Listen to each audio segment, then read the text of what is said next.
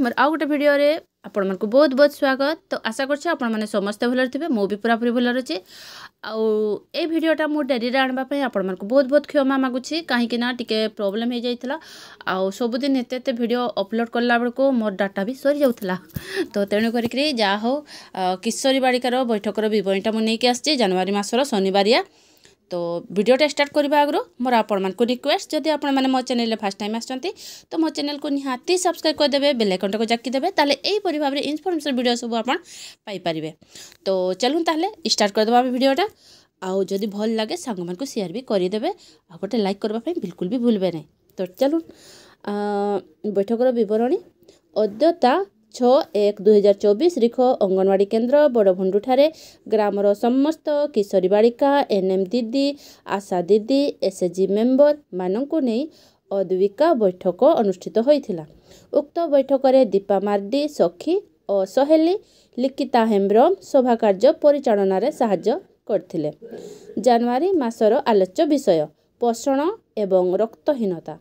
प्रथम सप्ताहर आलोच्य विषय पोषण एवं संतुलित खाद्य।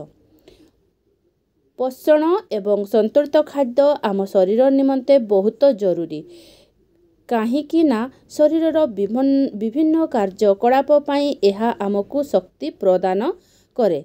एहा मांसपेशी गठन रे शरीर को सुरक्षा देबारे एवं विभिन्न रोग विरुद्ध रे लड़ाई करिबारे सहाय्य करिथाय।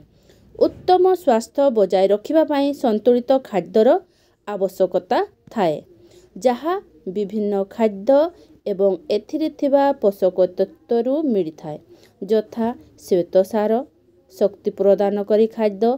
जो खाद्य ग्रहण कले शरीर को शक्ति मिले ताकू शक्ति प्रदानकारी खाद्य कुहा जाए। स्रोत समस्त मीठा खाद्य यथा चीनी, आंब चाउल, गहम, चना जेपरिक जुआर, बाजरा, आलू, गुड़, तेल, घी हाँ तापर कदली इत्यादि। स्नेह सार शरीर गठन खाद्य बालिका एवं बालक मानक शरीरर वृद्धि एवं विकास रे सहाय्य करे। समस्त तैल जातीय खाद्य घी, छुई, सिंब, मटर, सोयाबीन, चिनाबादाम, बीन, क्षीर, अंडा, मांस इत्यादि। विटामिन एवं खनिज द्रवण प्रतिरक्षा संपन्न खाद्य संक्रमण एवं रोगर मुकाबला उपरे करिबारे सहाय्य करे। सबुज पत्रयुक्त पनीपरिबा जेपरिक पोई, खड़ा, कखारु, सजना पत्र, साग, ऋतुकालीन लाल हलदिया रंगर पनीपरिबा सहित गाजर, पिजुड़ी, टमाटो, बातापी, टोभा, कंटाकड़ी, अमृतभंडा एवं लेंबू, डाली जातीय खाद्य इत्यादि। त्रिरंगा थाली किशोर किशोरी माने प्रतिदिन विभिन्न प्रकार खाद्य खाइबा आवश्यक करती, जहा कि सेमानंक शरीर को समस्त पुष्टि जगाई थाए। त्रिरंगा थाली को सहज भावरे मने रखिबार एक उपाय हेउछि भारतीय जातीय पताकार 3टी रंग यथा कमला, धड़ा एवं सबुज।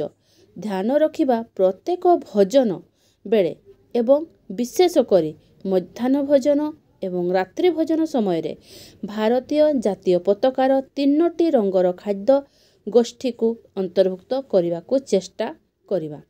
कमला रंगर फल और पनीपरिबा, धड़ा भात और क्षीर परि श्वेतसार जातीय खाद्य, सबुज पनीपरिबा और सबुज रंगर परिबा।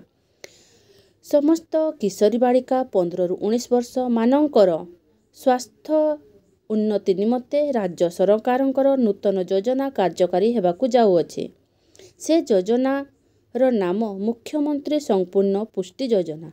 एही योजना द्वारा प्रत्येक 15 ରୁ 19 वर्षर किशोरी बालिका मानकु प्रत्येक मास अंडा 16टा प्रति शनिवार 4टा हिसाब रे अद्विका दिवस रे दिया जिवो।